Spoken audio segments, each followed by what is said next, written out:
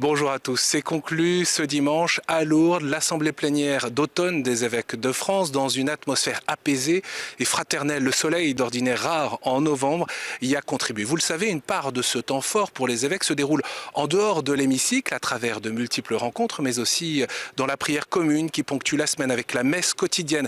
Et il n'est pas rare de croiser des évêques à la grotte, chapelet à la main. En début de semaine, l'assemblée des évêques a été marquée par le témoignage du chef de l'église gréco-catholique ukrainienne, voix de la conscience européenne.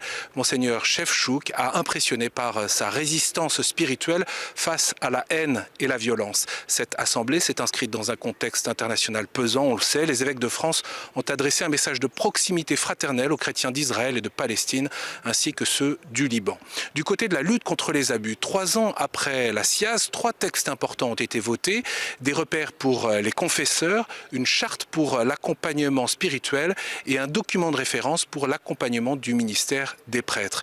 Et en résonance avec le travail sur la synodalité et dans la suite des groupes de travail, les évêques français ont aussi décidé un plan de formation pour les nouveaux évêques sur 5 ans et un dispositif de visite régulière pour évaluer à la demande de l'évêque son action pastorale et sa manière d'être. Pour les personnes adultes victimes d'emprise ou de violences sexuelles dans l'Église, le président de la conférence épiscopale a indiqué que les évêques ont approuvé le principe d'un dispositif de reconnaissance et de réparation, mais les modalités doivent encore être approfondies. Si l'ensemble de ces dossiers concerne bien la mission de l'Église, une réflexion fondamentale a été engagée il y a 1 an sur l'annonce de l'Évangile, sur la mission dans une société sécularisée et plurireligieuse. La visite d'évêques africains cette année avait pour objectif de mieux prendre en compte l'expérience missionnaire des prêtres ou religieuses africaines envoyées en France.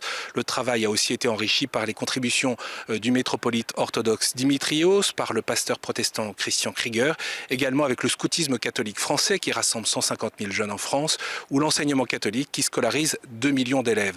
À écouter les évêques français ici, l'augmentation très importante du nombre de catéchumènes ces 2-3 dernières années, et donc de baptême d'adultes, ne manque pas de les réjouir, de les surprendre, mais aussi de stimuler la responsabilité de l'Église dans leur accompagnement. Outre une probable visite du pape en Corse, mi-décembre, qui n'a pas encore été confirmée par le Saint-Siège, 3 grands événements vont marquer l'Église ces prochains mois. La réouverture de la cathédrale Notre-Dame de Paris, l'ouverture du jubilé 2025 et le 1700e anniversaire du concile de Nicée. Les évêques de France ont rédigé une lettre aux catholiques de France pour les inviter à vivre un jubilé de l'espérance et le vivre comme un temps de relance pastorale et missionnaire. Et bien sûr, vous pouvez retrouver cette lettre ainsi que nos programmes sur cette assemblée plénière sur notre site ktotv.com. À bientôt.